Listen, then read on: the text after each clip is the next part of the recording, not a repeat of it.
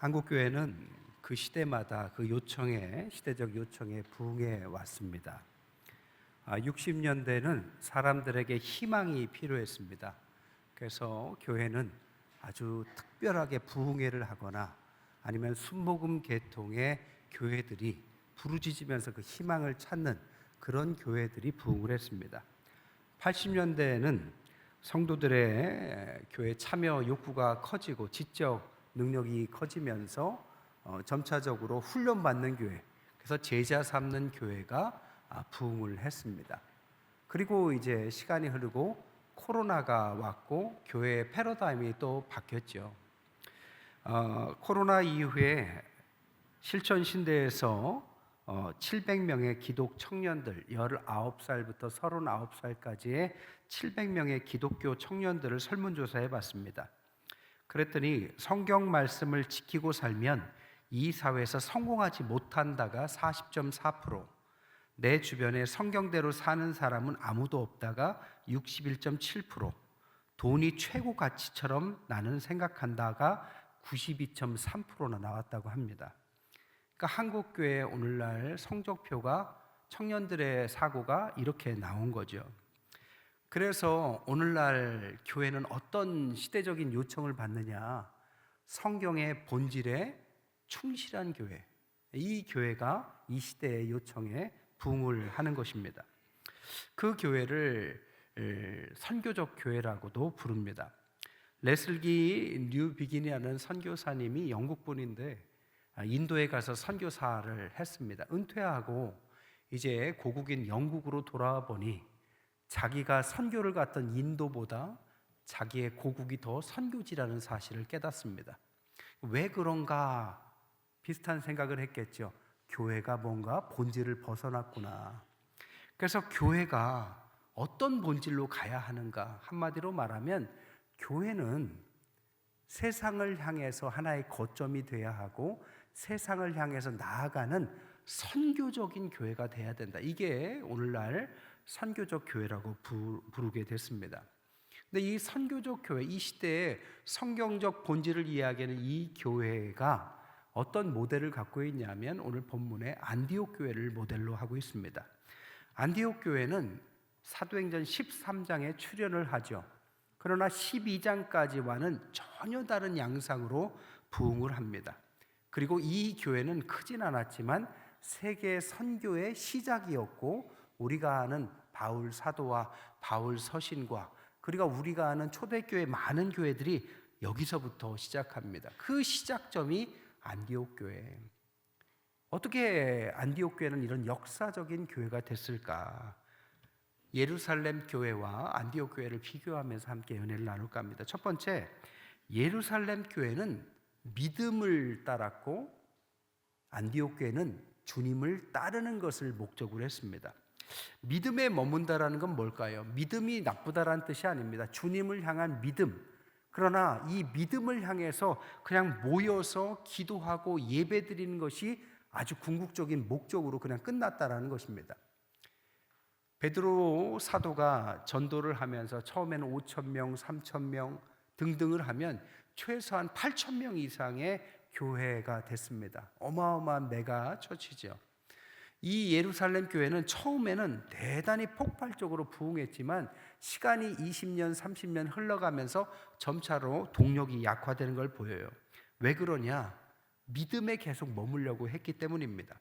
처음에 구성원들은 헬라파와 히브리파가 비슷했습니다.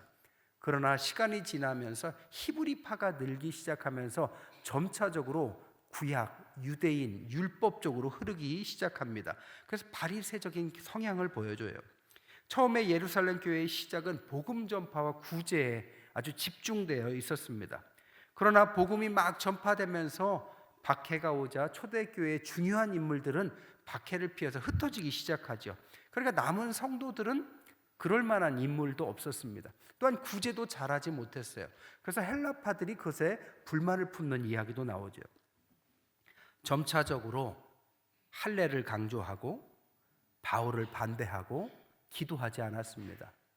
베드로 사도가 옥에 갇히고 나서 그가 나올 때까지 기도했던 사람들은 예루살렘 교인들이 아니었습니다. 그냥 소수의 사람들이었죠. 이렇게 그들은 기도하지 않고 나중에는 처음에는 도와주는 교회에서 점차적으로 도움을 받는 교회로 전락해 버립니다. 처음에는 성경과 하나님, 기도와 말씀이 중심이었어요. 그러나 시간이 흐르자 유대교에서 기독교로 바뀌었는데 다시 유대교로 회귀하는 모습을 보입니다. 점차적으로 율법, 유대인, 유대교 여기에 방점을 놔요. 어디에 보면 알 수 있느냐? 이 할례 문제를 보면 알 수 있습니다. 할례 문제를 가지고 초대 사도들이 이방인에게 전도할 때 할례 문제가 걸리니 어떻게 할까? 예루살렘 회의에서 할례를 폐기했습니다. 그리고 나서 할례는 안 받아도 된다. 이것은 목적이 전도와 연합을 위한 목적이었어요. 하지만 모든 걸 허용할 수 없으니 최소한의 규정, 피채 먹지 말거나 이런 최소한의 거부감이 있는 규정 몇 가지를 뒀습니다. 그런데 예루살렘 교회는 이 몇 가지의 규정을 정결법으로 금지 오ገብ으로 생각하면서 굳어지기 시작해요. 이거 봐라, 이건 하지 말라고 했지 않느냐로 흘러갔습니다. 처음에는 언약을 성취하고 복음을 전파하기 위해서 가룟 유다의 빈자리를 마띠아로 채우고 핍박받고 죽음을 두려워하지 않았는데 야고보 사도가 순교 후에는 성경에 예루살렘 교인 중에서 이 핍박 때문에 순교했거나 고통받는 사람의 이야기가 나오지 않습니다. 심지어 사도 바울이 선교하고 돌아왔을 때 과거의 유대인들뿐 아니라 이방인들도 가까이 했더니 그걸 가지고 좀 멀리하라는 권고까지 하기 시작하죠. 한마디로 말하면 예루살렘 교회는 뜨겁게 시작했지만 시간이 흐르고 다시 과거로 퇴행하는 모습을 보였다는 것입니다. 하나님 중심이었어요. 그런데 인간 중심으로 변하기 시작한 거죠.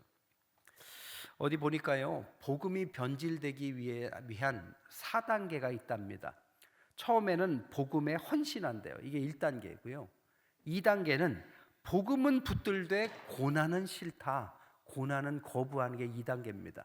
3단계는 이제 고난 자체가 아니라 복음보다는 안정된 삶이 최고다. 이렇게 따라간다는 거죠. 그 4단계는 뭐냐? 이제는 나의 안정된 삶을 방해하는 타인은 용서하지 못한다 하면서 방해하는 요소는 다 희생시켜 버리려는 그런 모습을 보인다는 거죠. 그러면 완전히 복음이 변질된 거라고 합니다. 대형 교회였고 뜨거운 교회였고 역사적인 교회였고 부활 예수님의 뒤를 따는 첫 번째 교회였지만 안타깝게도 하나님은 하나님의 뜻에 부합하지 않는 교회, 아무리 커도 촛대를 옮기시죠. 그게 바로 안디옥 교회입니다. 안디옥 교회는 안디옥 자체가 2만 명밖에 유대인이 없었기 때문에 교회의 크기도 크지 않았습니다. 그들은 하나님을 위해서 나를 드린다는 하나님 중심적인 교회였습니다. 구성원을 보면 알 수 있어요. 1절에 보니까 안디옥 교회에 선지자들과 교사들이 있으니 바나바, 니게르라 하는 시몬, 구레네 사람 루기오, 분봉한 헤롯의 젖동생 마나엔, 사울 5명의 구성원을 이야기합니다. 바나바는 구브로 사람인데요. 구브로가 사이프러스입니다. 이민 2세입니다. 니게르라 하는 시므온의 니게르는 니그로를 말합니다. 흑인을 말해요. 구레네 사람의 루기오인데 구레네는 오늘날의 리비아를 말합니다. 북아프리카죠. 헤롯의 젖동생 마나인, 젖동생이라는 뜻은 왕자가 태어나면 그 왕자를 교육시키기 위해서 친구들을 두는데 아무나 둘 수 없기 때문에 왕족이나 귀족의 자제들을 친구로 둔 사람을 젖동생이라고 말했습니다. 그러니까 헤롯의 젖동생, 친구였던 왕족 마나엔, 그리고 사울도 다소 출신 이민 2세대지요. 안디옥 교회는 구성원 자체가 유대인보다는 이민 2세, 유대인이었지만 이민 간 사람들의 2세들이 중심이 되니까 방향 자체가 글로벌하고 선교에 열려 있었습니다. 미국에 가면 2세대들, 3세대들이 나와요. 그러면 그 사람들은 영어권이기 때문에 예배를 따로 드립니다. 말이 안 통해요. 자녀들이지만. 프랑스에 있을 때도 프랑스 1세대가 교회를 세우면 2세대, 3세대로 가면 말이 안 통해요. 그 나라 사람이 돼버리는 거죠. 생각이 달라요. 얼굴만 한국 사람이지. 여러분, 한국은 어떨 거예요? 한국의 작년 통계를 보니까 한국에 들어온 이민자의 공식 숫자는 220만이라고 합니다. 근데 이민자들의 2세, 그 이민자들 사이에서 태어난 자녀들의 숫자가 작년 통계가 73만 명입니다. 베트남 사람이 제일 많대요. 20만 명. 중국 사람이 12만 명, 한국계 중국인이 12만 명, 우즈벡이 3만 명, 필리핀이 3만 명, 캄보디아가 2만 명 등등 이렇게 거의 100만 가까이 육박하는 이민 2세대들이 생겼다는 거죠. 이민 2세대들은 1세대라고 완전히 다릅니다. 이 나라에 뿌리박고 있으면서도 생각이나 언어나 이런 것들이 1세대하고는 완전히 다르죠. 그러니까 이 안디옥 교회는 구성원 자체가 시작을 그렇게 했기 때문에 선교에 열려 있었습니다. 교인이 5명밖에 언급되지 않았는데 시작부터 어떻게 하느냐? 선교사를 세워요. 2절에 보니까 성령이 이르되 바나바와 사울을 따로 세워라. 3절에 보니까 금식하여 기도하고 두 사람에게 안수해서 보냈다. 5명 중에 2명을 선교사로 보내고요. 그것도 아주 핵심 멤버 바울과 바나바를 선교사로 보내고 나머지 3사람은 선교를 돕는 사람이 됩니다. 우리가 그런 말을 하잖아요. 선교를 가는 사람, 선교를 보내는 사람. 우리 교회도 9개국 10가정의 선교사를 파송하고 있습니다. 그들은 간 것이고 선교사님들이고 우리는 그들을 후원하면 보내는 선교사의 역할을 하는 거죠. 초대교회는 거의 반이 선교사로 갈 정도로 안디옥 교회는 선교에 관심이 있었습니다. 두 번째, 전통교회와 선교적 교회로 나뉠 수 있어요. 예루살렘 교회는 전통적인 교회였습니다. 전통적인 교회라는 의미가 뭐냐? 모이는 것이 목적인 거죠. 함께 모여서 예배 드리는 것이 목적.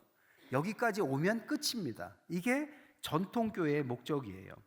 건물이나 프로그램이나 매력적이어서 계속 모으기만 하려고 합니다.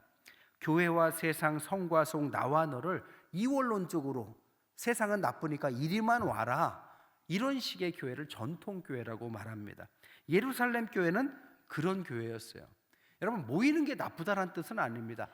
성경은 모였다가 흩어지라고 말하는 거죠. 근데 예루살렘 교회는 전통교회에서 모이는 것에 끝을 하니까 사람이 많았음에도 불구하고 역동을 이뤄갔다라는 것입니다. 안디옥 교회는 그렇게 하지 않았어요. 선교적 교회로 흩어지는 교회였습니다. 교회가 있는데 모였는데 이 모이는 목적이 세상으로 나아가기 위한 거점으로서의 모임을 생각했습니다. 그래서 6가지를 했어요. 첫 번째, 하나님의 주권으로 우리 교회를 세우자. 이걸 미시오 데이라고 해요. 선교를 어떻게 하느냐? 우리 예산이 얼마야? 어떻게 할 수 있어? 누가 나갈래? 이런 식의 접근이 아니라 기도하면 성령께서 도와주시고 역사하시는 분량만큼 가는 것입니다. 2절에 보니까 성령이 이르시되 바울과 바나바를 따로 세워라. 4절에 두 사람이 성령의 보내심을 받았다. 5명 중에 핵심적인 2사람을 따로 세워서 선교를 보내는데 성령께서 주도하고 있습니다. 이렇게 생각할 수 있어요. 저 사람들 빠지면 안 돼요. 저 사람들이 얼마나 교회에 중요한데요. 저 사람들이 찬양대도 해야 하다고요. 교사도 해야 되는데 당장 어떻게 합니까? 그건 우리 생각이고, 성령께서 어떤 것을 선택해서 보내고 그들을 도우라 하시면 교회적 역량이 아직 준비가 안 됐다 할지라도 순종했다라는 것입니다. 이게 안디옥 교회의 특징이었어요. 두 번째는 사람이 교회다. 여러분, 여기가 어디입니까? 교회죠. 우리가 있는 것은 어디입니까? 예배당입니다. 성경은 믿는 성도들의 모임을 교회라고 합니다. 사람이 교회예요. 이렇게 말을 하면 교회당은 중요하지 않다, 이렇게 얘기하는 사람도 있어요. 그렇지 않습니다. 예배당은 중요해요. 어디에서 모일 겁니까? 누가 가르칠 겁니까? 다 이 교회가 예배당 안에서 형성이 되는 것입니다. 그래서 모이는 교회, 예배당도 중요하고, 여기에서 사람이 교회라는 의미는 여기만 교회가 아니라 너희들이 가서 직장에서 예배를 드리냐, 거기도 교회고, 오지에 가서 아무것도 없는 곳에서 예배를 드리는 사람들이 기도하고 있느냐, 거기도 건물이 없어도 교회가 될 수 있다. 그러니까 교회의 개념을 확장시키는 의미입니다. 안디옥 교회는 그래서 겁이 없었어요. 막 확장을 해 나갔다라는 것입니다. 세 번째, 모이는 교회에서 멈추지 않고 흩어지는 교회까지 갔다라는 것입니다. 모였어요. 모이면 뭘 했느냐? 3가지를 했습니다. 예배를 드리고 교육을 하고 교제를 했습니다. 그러니까 교회 와서 할 것은 함께 예배드리고, 그리고 교육을 받고, 그리고 함께 교제를 하고, 식사도 하고, 커피도 마시고, 모임도 하고, 교제하는 것입니다. 끝이 아니라 그 다음에 흩어져서 하는 건 두 가지입니다. 전도를 하고, 그리고 구제를 했습니다. 이 다섯 가지가 교회의 5대 요소예요. 그러니까 모여서 교육만 받고 우리끼리 좋은 것은 반쪽짜리 교회입니다. 성경은 나가라, 흩어져라, 어디든지 교회가 될 수 있고 거기에 가서 하나님의 복음을 전하고 어려운 사람을 도와라, 이것까지 해야 교회다라고 말을 하고 있습니다. 네 번째로는 세상에 참여하는 영성이었어요. 교회는 교회와 세상을 구분하지 않아요. 교회에 모여서 기도하고 적극적으로 세상으로 나아가야 합니다. 이렇게 말하면 오늘날 정치 참여냐 이렇게도 말할 수 있습니다. 그런 의미가 아니에요. 그거를 넘어서는 의미죠. 우리는 모이기 위해서 모이는 게 아니라 흩어지기 위해서 모이는 거죠. 어디로 흩어집니까? 우리의 가정으로 가고, 우리의 학교로 가고, 우리의 직장으로 가고, 우리가 필요한 곳으로 가고, 그곳에 우리가 가면 어둠이 사라지고 소금의 역할로 간을 치게 하고, 그리고 그것에 우리는 섬기는 종으로서 역사를 해야 된다. 이런 의미로서 세상으로 나간다. 다섯 번째는 뭐냐? 그 일을 위해서 우리가 제사장이다. 이게 만인 제사장입니다. 교회 안에서는 어찌 말하면 목회자인 제가 제사장의 역할입니다. 여러분에게 예배를 인도하고 가르치는 역할을 하니까. 그러나 여러분, 세상으로 나아가서는 여러분이 제사장이 돼야 돼요. 나는 그냥 신앙인이야, 성도야가 아니라 여러분이 있는 직장에 여러분이 제사장입니다.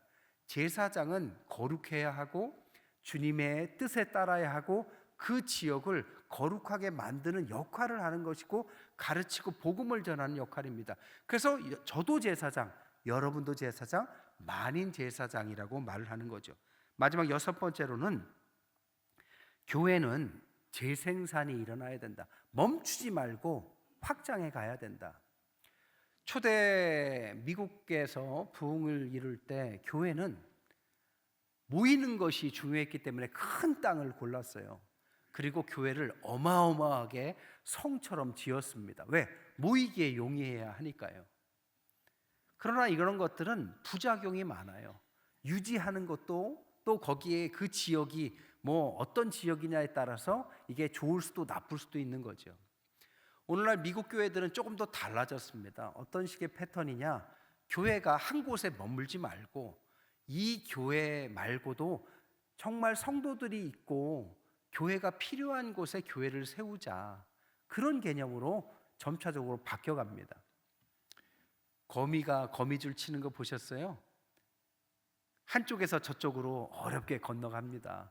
그리고 또 저쪽으로 건너가고, 이런 것을 여러 번 하면서 틀을 짜면 다 이어요. 그게 거미줄인데 그것을 네트워크라고 합니다.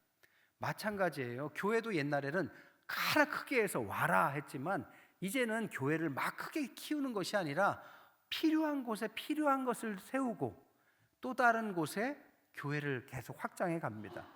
그것은 확장을 위한 확장이 아니라 필요한 곳에 그 지역에서 교회 역할을 하는 교회를 세운다는 개념이에요. 이것을 캠퍼스라고 말합니다. 예를 들면 우리 교회가 여기 있다면 56 캠퍼스입니다. 태평 56 캠퍼스. 우리가 세종에 세운다면 태평 교회지만 세종 캠퍼스 이렇게 부를 수 있는 거죠. 그것은 교회를 확장하는 것의 목적이 아니라 세상에 스며들기 위한 겁니다. 운신의 폭을 빨리 하는 거예요. 그러면서 점차적으로 하나님의 사람들을 가르치고 교육해서 확장시키고 복음을 전하는 교회, 이게 바로 안디옥 교회의 방식이었다는 것입니다.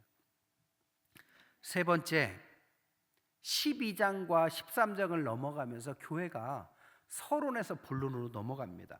안디옥 교회는 어떻게 말하냐면 2절에 내가 불러 시키는 일을 위해서 주님이 세웠다라고 말을 해요. 근데 사도행전 12장까지를 보면 사람이 모이고 재정을 모으고 일꾼을 세우는 일의 내용이 대부분입니다. 그러니까 교회로서의 기본적인 틀을 만드는 게 12장까지라면 13장부터는 본격적으로 일을 해요. 그러니까 12장까지가 사도행전의 서론이었습니다. 13장 안디옥 교회가 작았지만 어찌 말하면 이 교회가 하나님께서 이것을 위해서 교회를 세웠다라고 할 만한 본론을 시작합니다. 그러면 이 본론을 안디옥 교회는 뭘 했느냐? 두 가지에 집중을 해. 하나는 안으로 잘 모여서 교회를 세웁니다. 여러분, 교회를 세우는 게 중요해요. 막 흩어지라니까 막 흩어져서 각자 예배드리라는 뜻이 아닙니다. 교회가 단단히 서야 해요. 그 당시에 초대교회를 생각해 보세요. 유대교회의 혼란, 거짓 선지자, 이단들, 기독교가 뭔지에 대한 신학 자체가 형성이 되지 않았기 때문에 교인이라 할지라도 신앙에 대한 의문이 많았습니다. 그래서 안디옥 교회가 한 것이 뭐냐? 그걸 세우는 것입니다. 1대 담임 목사가 에보디우스 목사님이고 안디옥 교회 2대 담임이 이그나티우스인데, 이그나티우스는 그 당시에 굉장한 학자였습니다. 7통의 편지를 썼는데 에베소서, 마그네시아서, 트랄레스서, 로마서, 빌라델피아서, 서머나서, 폴리캅서 등등의 기록을 남겼는데 그 기록을 보면 대단한 학자예요. 여러분, 교회가 세워지기에 가장 중요한 것은 목회자가 잘 서는 것입니다. 오늘날 많은 교회들이 부침을 겪고 있어요. 제가 볼 땐 여러 이유가 있겠지만 대부분 목회자에서부터 문제가 시작합니다. 목회자가 잘해야 되겠죠, 그런 의미가 아니라 목회자의 신학이 무엇이냐가 결국에는 교회의 미래를 결정하는 거죠. 목회자들은 신학 교육을 받아요. 그러니까 신학이 뭐냐? 타성에 젖은 인간 중심의 종교를 막는 이성과 지나친 신비로 삶을 무너지게 만드는 이단을 막는 신비, 그러니까 이단과 신비라는 두 가지를 배우는 것이 신학이라고 말할 수 있어요. 이것을 잘 배우고 그것을 체화한 목회자가 교회를 이끌어야 되는 것입니다. 이그나티우스 목사님이 바로 그런 사람이었어요. 그래서 교회를 세워서 목사 중심으로 신학을 만들었습니다. 그리고 교회의 성도들을 가르치기 시작해요. 우리가 믿는 기독교의 신학이 무엇인지를 하나하나 가르쳐서 바르게 세우고 파송해 가고 새로운 목회자를 세우고 일을 합니다. 이게 교회가 할 일이고 안에서 할 일이고 모여서 할 가장 중요한 일이에요. 그 당시에는 성찬과 애찬이 하나였습니다. 성찬식이 밥 먹는 시간이었어요. 그런데 성찬과 애찬을 분리해냅니다. 성찬은 예배고 애찬은 삶이다라는 의미로 분리해내요. 그래서 오늘도 우리는 성찬식 따로 식당에 내려가서 밥 따로 먹잖아요. 이런 신학들을 하나하나 만들어가면서 교회를 세워갔다. 이게 첫 번째 안에서 한 일이고, 안디옥 교회가 두 번째 한 일은 밖으로 흩어지는 거였습니다. 안으로 잘 세우는 이유는 밖으로 흩어지기 위한 목적이었어요. 13장부터 안디옥 교회는 성령께서 세운 바나바와 바울을 중심으로 몇 차에 걸쳐서 막 전도하기 시작합니다. 그 과정 속에서 교회가 세워지고 바울 서신이 쓰여져서 그것을 합친 것이 신약의 대부분이 되죠. 복음은 아시아에 머물지 않고 흩어진 그들이 결국에는 유럽으로 갑니다. 유럽에서 복음이 아시아로 갑니다. 아시아에서 또 다른 곳으로 갑니다. 복음은 점차적으로 확대해 가요. 그 중에서 1517년에는 교회가 어느 정도 타락했을 때 갱신하는 종교개혁이 일어나서 개신교, 우리와 같은 프로테스탄트 개신교가 나오고요. 19세기에는 이 개신교가 부흥을 이루어서 온 세계 복음화가 거의 일어날 뻔한 시기도 옵니다. 그러나 그때부터 또 다른 어려움들이 있으면서 오늘 21세기가 됐어요. 21세기의 교회는 북반구, 아메리카, 유럽에 있는 교회들은 오히려 선교지처럼 쇠퇴해 갑니다. 하지만 남반구, 남미, 아프리카, 아시아 남쪽에 있는 교회들은 어마어마한 부흥을 이루고 새로운 의미의 성령의 뜨거운 부흥을 경험하고 있습니다. 이게 오늘날 교회의 현 주소입니다. 이 모든 시작이 안디옥에서부터 시작했다. 복음이 1세기부터 21세기까지 어떻게 변화해 왔는지 1분 30초짜리 영상 한번 보시죠.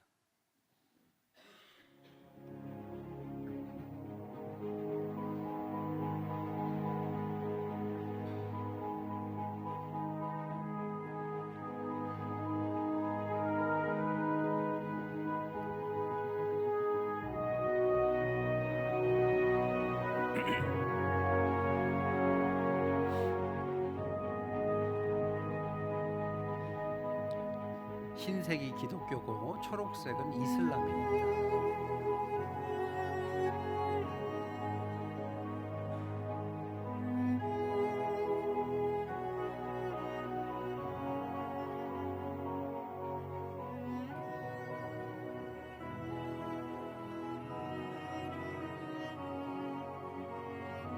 보라색은 몽골입니다.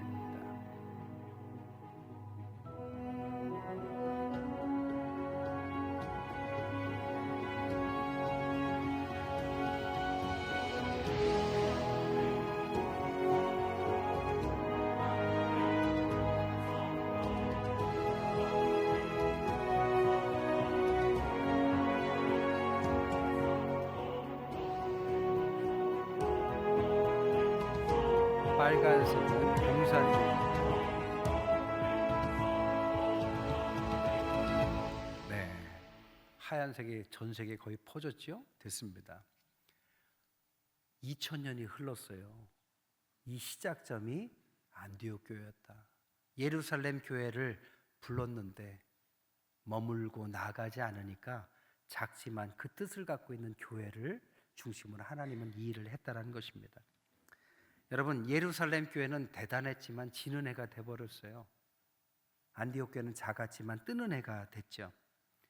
하나님의 목적과 뜻이 무엇이냐, 그것에 부합하는 교회가 하나님께서 쓰는 교회가 됩니다. 우리는 믿는 교회입니까? 따르는 교회입니까? 전통교회로 남아야 할까요? 선교적 교회로 가야 할까요? 우리 교회는 서론입니까? 아니면 본론으로 넘어갔습니까?